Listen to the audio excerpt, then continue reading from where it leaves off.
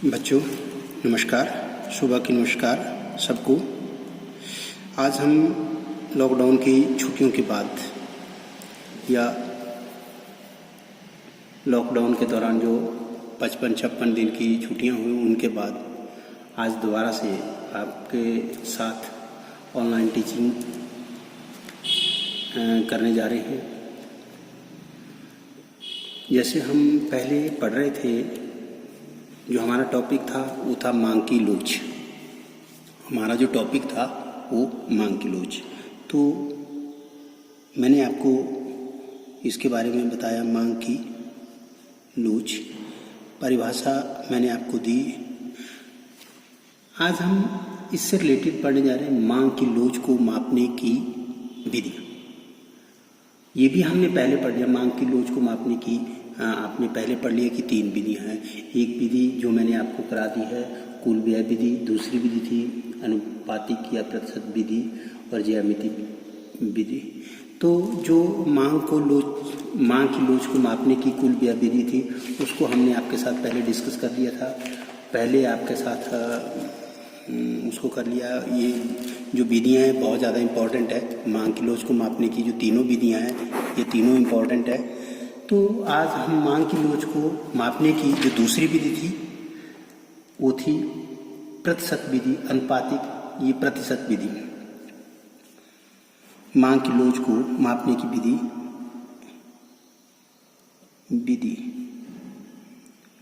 मापने की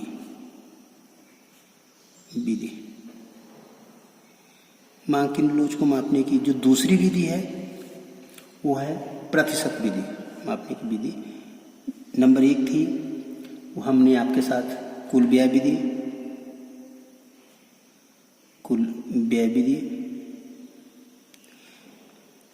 नंबर 2 हम डिस्कस करेंगे आज अनुपातिक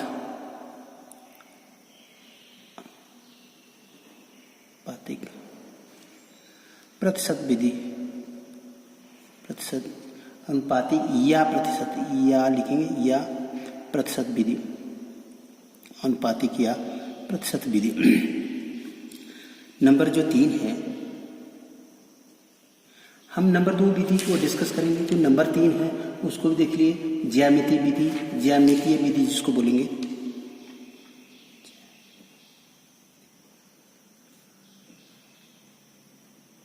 ज्यामितीय विधि भी कहेंगे इसको हम, या बिंदु विधि भी बोलेंगे, विधि, या ग्राफिक विधि भी इसको बोलेंगे,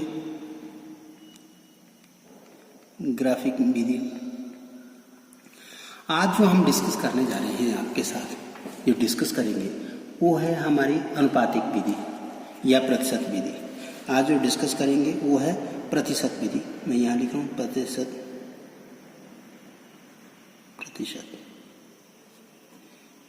विधि।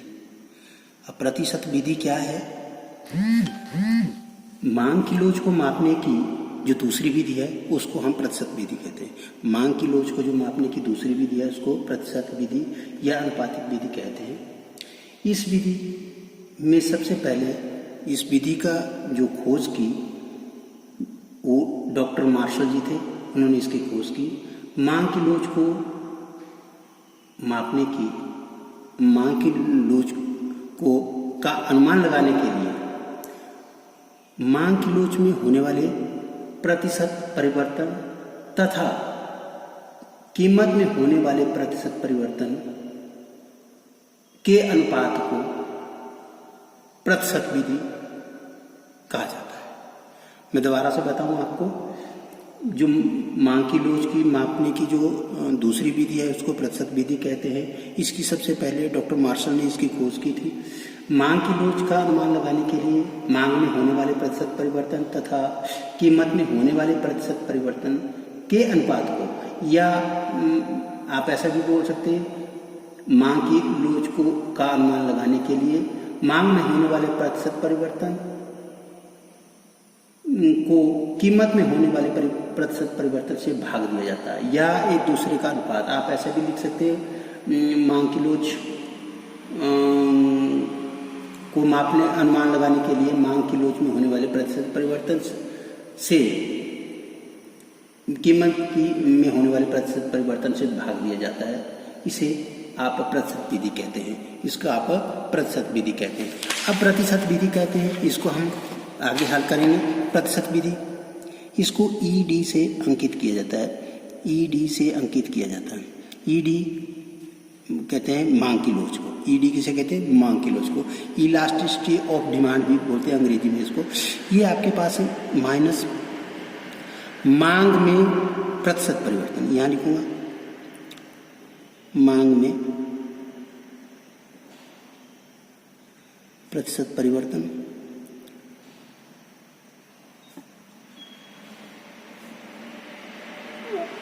कीमत में प्रतिशत परिवर्तन, कीमत में प्रतिशत परिवर्तन, कीमत में प्रतिशत परिवर्तन, मांग में प्रतिशत परिवर्तन तथा कीमत में प्रतिशत परिवर्तन, ये आपके पास आया। अब मांग में प्रतिशत परिवर्तन, मांग में प्रतिशत परिवर्तन, मांग में प्रतिशत परिवर्तन का क्या मतलब है? जैसे आप प्रतिशत ज्ञात करते हैं, कैसे प्रतिशत ज्ञात करते हैं, उसके लिए मांग ये आप लिखेंगे ईडी, ईडी बराबर है माइनस, यहाँ आपके पास है ऊपर है मांग में प्रतिशत परिवर्तन। तो मांग में प्रतिशत परिवर्तन को कैसे ज्ञात करेंगे? मांग में परिवर्तन, मांग में परिवर्तन, मांग में परिवर्तन बटा प्रारंभिक मांग, शुरू की जो मांग है उसको बोलेंगे प्रारंभिक मांग। तो आप लिखेंगे प्रारंभिक,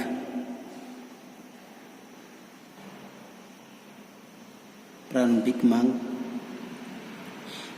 अब प्रतिशत ज्ञात करना है, गुणा 100 कर देंगे।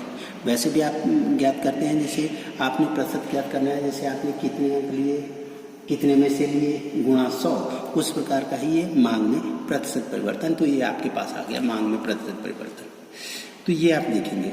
अच्छा, उसके बटा कीमत में प्रतिशत परिवर्तन, तो ये कीमत में परिवर्तन लिखूंगा मैं, कीमत में परिवर्तन, कीमत में परिवर्तन बटा प्रारंभिक कीमत, प्रारंभिक कीमत गुणा 100, ये आपके पास आ गया, गुणा 100 आपके पास आ गया। अब ये आपके पास जब आया, अब इसको देखिएगा 100 से 100 कैंसिल हो जा रहा है आपका, 100 से 100 कैंसिल हो गया, आपके पास आ गया ई डी बराबर है, ई डी बराबर है मांग में परिवर्तन, मांग में परिवर्तन, यहाँ लिखूं मांग में परिवर्तन। अब मांग में परिवर्तन क्या होता है?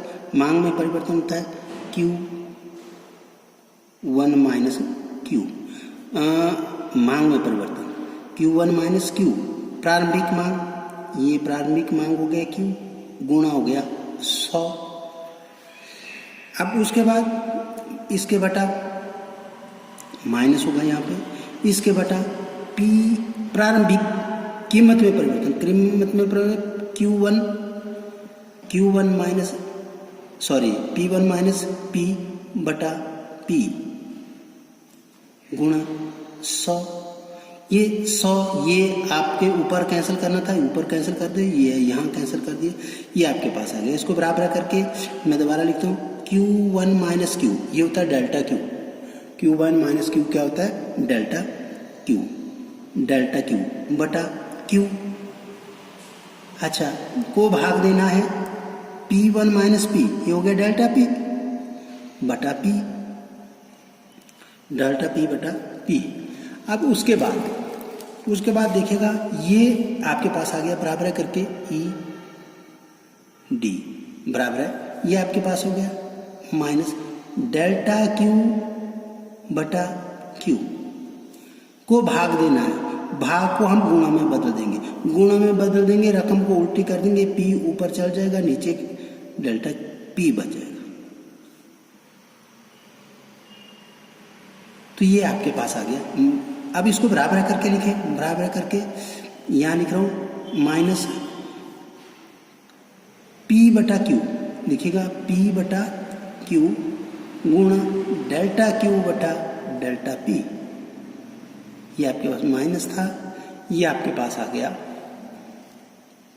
पी बटा क्यू गुना डेल्टा क्यू बटा डेल्टा पी, ये आपके पास आ गया। इसमें यहां पे आपने लिखना है, क्या लिखना है आप लोगों ने लिखना है ईडी। ईडी क्या है? ये आपके पास ईडी मांग की लोच।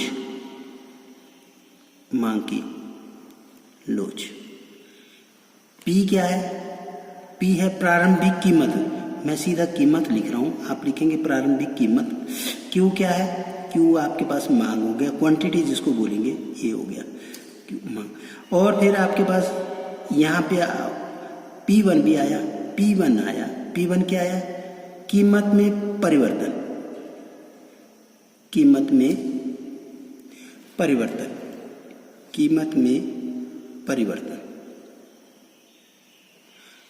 में परिवर्तन। आप देखिएगा यहां आया Q1, मांग में परिवर्तन,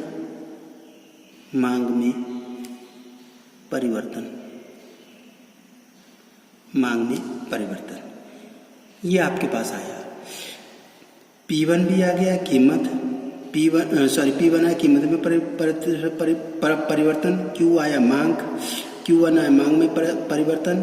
अब एक डेल्टा Q आता है, डेल्टा P आता है। तो डेल्टा P मांग में परिवर्तन आपके पास आया। यहाँ देखें, यहाँ जो मैंने आपको बताया P1 मांग में परिवर्तन नहीं है, ये आपके पास डेल्टा P आया मांग में परिवर्तन, डेल्टा Q आया कीमत में परिवर्तन। यहाँ आपके पास P1 था, ये नई कीमत बोलेंगे इसको, नई कीमत। ये P आया आपके पास प्रारंभिक कीमत, ठीक है, ये आपके पास नई कीमत आया। Q1 आया, ये पास आया नई मांग, ये आपके पास नई मांग आया। जो आपके पास P1 आया नई कीमत या नई मांग, ये आपके पास आ गया।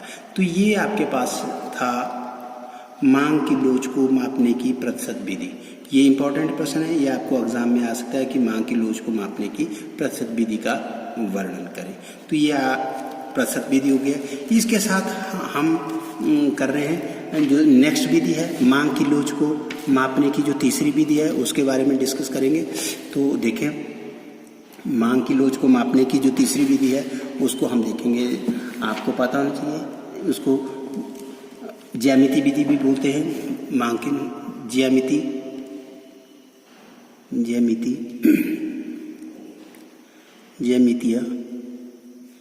विधि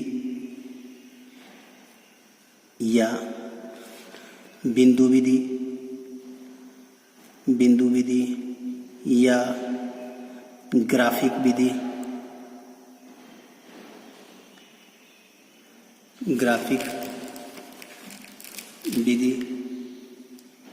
या ग्राफिक विधि बोलते। अच्छा देखिएगा, मांग की लोच को मापने की जो तीसरी विधि है उसको ज्यामिति विधि, बिंदु विधि या ग्राफिक विधि कहते हैं। इसकी विधि का प्रयोग हम ग्राफ के द्वारा कर सकते हैं। इस विधि का प्रयोग मांग की लोच ज्ञात करने के लिए ग्राफ के द्वारा कर सकते हैं, चित्र के द्वारा कर सकते हैं। जैसे मैं आपको चित्र बना दे रहा हूँ, x, इसको x, इसको y। एक तरफ हम मांग लिखेंगे, इधर हम कीमत लिख देते हैं, देखिएगा ये आपके पास यहाँ पे मांग बक्कर बोलेंगे इसको। मैं अंकित करता हूँ M और N से, इसको मांग बक्कर कहते हैं। आप लिखेंगे x अक्ष पर हमने मांग ली, मांग को रखा,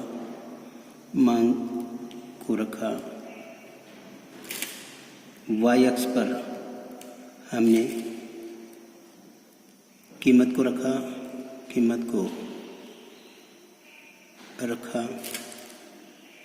एम एन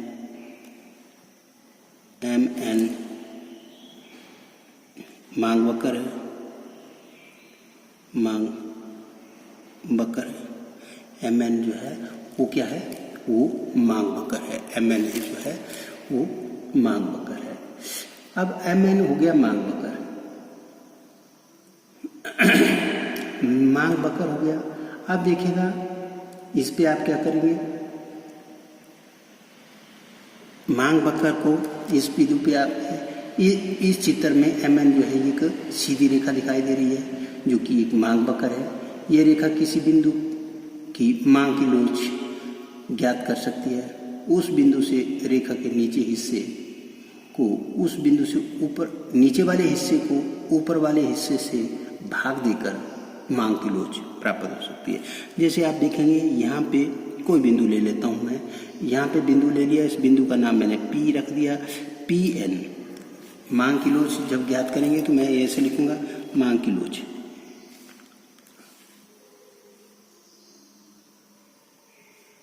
मांग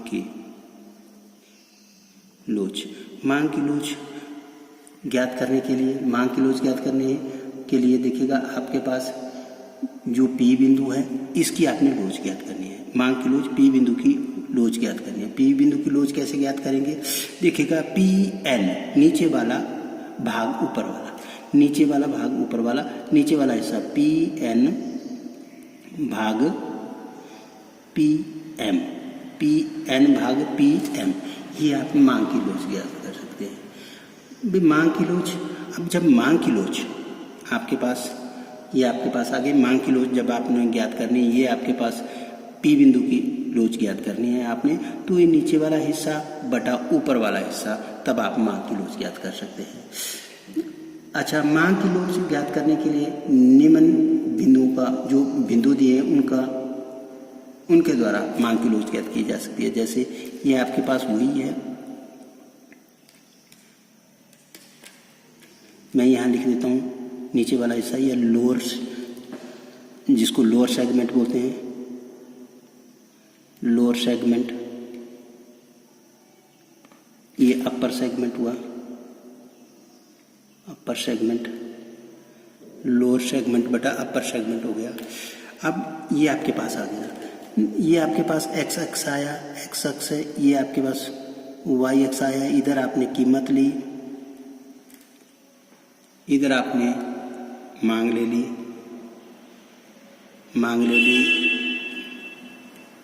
ये आपके पास मांग वक्र आ गया, एन था, इधर एम था, इधर आपके पास एक मध्य पी बिंदु था। ये आपके पास, यदि आपने मांग की लोच ज्ञात करनी है, मान लिया इस जैसे पॉइंट की, इस पॉइंट की मांग की लोच ज्ञात करनी है, इस पॉइंट की, तो आप इस पॉइंट को कोई नाम दे देंगे, जैसे मैंने ए नाम दे दिया इधर। फिर आपने मांग की लोच ज्ञात करनी है इस पॉइंट की, तो हमने इसको बी नाम दे दिया। ठीक है, जब हमने मांग की लोच ज्ञात की, मान लिया इस पॉइंट की, तो हमने मांग की लोच ज्ञात की पी एन बटा लोअर सेगमेंट बटा अपर सेगमेंट, लोअर सेगमेंट बटा अपर सेगमेंट। यदि P जो है वो एम एन का मध्य बिंदु, यदि P जो है वो एम एन है क्या, एम एन जो है वो मांग वक्र है। यदि P जो है, P बिंदु जो हो वो एम एन का मांग वक्र का मध्य बिंदु है, तो क्या होगा, मध्य बिंदु होगा, तो हमारे पास जो होगा वो P, मैं यहाँ लिखूँ, यदि P बिंदु, यदि P बिंदु एम एन मांग वक्र का मध्य बिंदु है, मध्य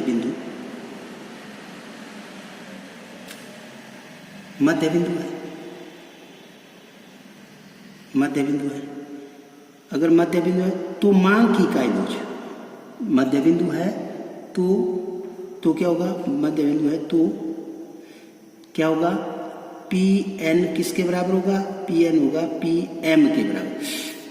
पी एन जो है वो पी एम के बराबर होगा। जब ये दोनों बराबर होंगे तो क्या होगा, पी जो किसके बराबर होगा, सॉरी पी एन जो है वो पी एम के बराबर होगा, तो मांग की लोच क्या होगी, मांग की लोच। मांग की लोच क्या होगी, ये आपने मांग की लोच हो गई, मांग की लोच होगी पी एन बटा पी एम। अब क्या है, पी एम जो है वो पी एन के बराबर है, पी एन किसके बराबर है, पी एम के बराबर है, ये किसके बराबर हो गया, यूनिट। तो मांग की लोच जो होगा वो इकाई, आप मांग की लोच, मांग की लोच इकाई के बराबर है, इकाई के बराबर है, इकाई के बराबर बराबर मांग की लोच इकाई के बराबर, इकाई के बराबर मतलब एक के बराबर। यदि मांग की लोच एक से अधिक हो, इकाई से अधिक, ये हुआ नंबर एक। नंबर दो देखिए, नंबर एक हुआ है, नंबर दो इकाई से अधिक, इकाई से अधिक, इकाई से अधिक, इकाई से अधिक,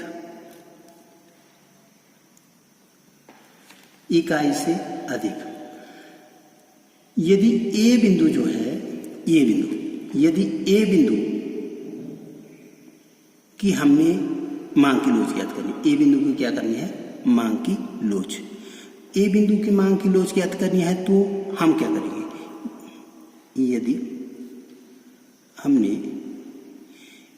ए बिंदु की मांग की लोच ज्ञात, ए बिंदु की मांग की लोच ज्ञात करनी है, ए बिंदु की मांग की लोच। अब तो देखिएगा ए की मांग की लोच ज्ञात करनी ए बिंदु की, तो आपके पास आ गया मांग की लोच किसके बराबर होता है, मांग की लोच आपके पास होता है मांग की लोच, यानी कि मैं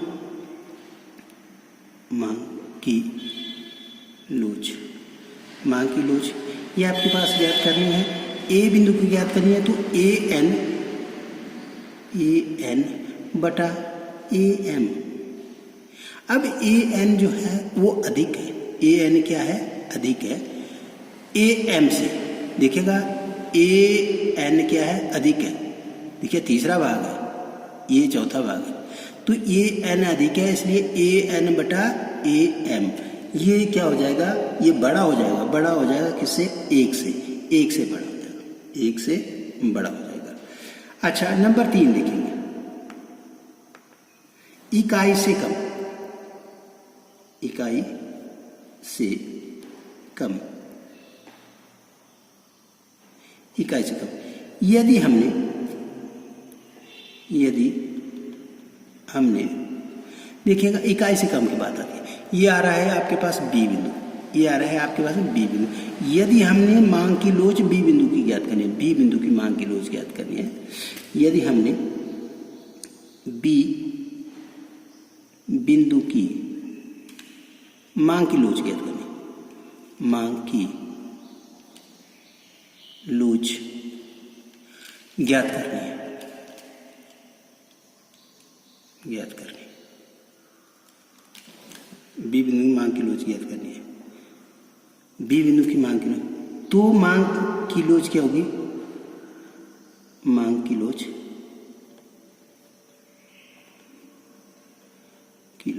मांग की लोच होगी, देखिएगा बी बिंदु की करनी है, तो लोअर सेगमेंट भाग अपर सेगमेंट, यहां भी हमने क्या किया, पीछे इकाई से अधिक था, लोअर सेगमेंट ए एन बटा अपर सेगमेंट ए एन, तो मांग की लोच क्या होगी, ये मांग की लोच होगी बी बिंदु की मांग की लोच बी एन बटा बी एम।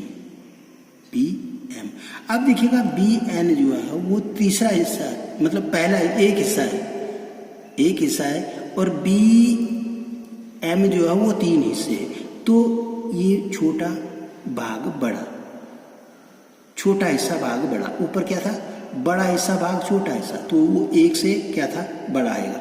यहाँ छोटा हिस्सा भाग बड़ा हिस्सा, तो ये क्या होगा, ये छोटा आएगा किससे, 1 से, 1 से छोटा आएगा। ये आपके पास आ गया 1 से छोटा, ये 1 से छोटा आ गया। ये आपने लिख लिया कि ये आपके पास 1 से छोटा आ गया, इकाई से कम आ गया। तो ये आपके पास था ज्यामिति विधि या बिंदु विधि इसको कहते हैं। इस प्रकार आप लोगों ने इसको दर्शाना है और ये इम्पोर्टेंट है ये प्रश्न। तो आप देखें, आपको मांग की लोच को मापने की 3 विधियां हैं। एक आपने कुल व्यय विधि जो आपने पहले कर ली है, उसको मांग की लोच को मापने की जो दूसरी प्रतिशत विधि है या अनुपातिक विधि जिसको कहते हैं, वो है जो मैंने आपको अभी बताई। और तीसरी विधि है ज्यामिति विधि या बिंदु विधि या ग्राफिक विधि। तीनों विधियों में से एक विधि एग्जाम में पक्का आएगी, तो आप लोगों ने इनको देखना है। बाकी हम नेक्स्ट डे देखेंगे।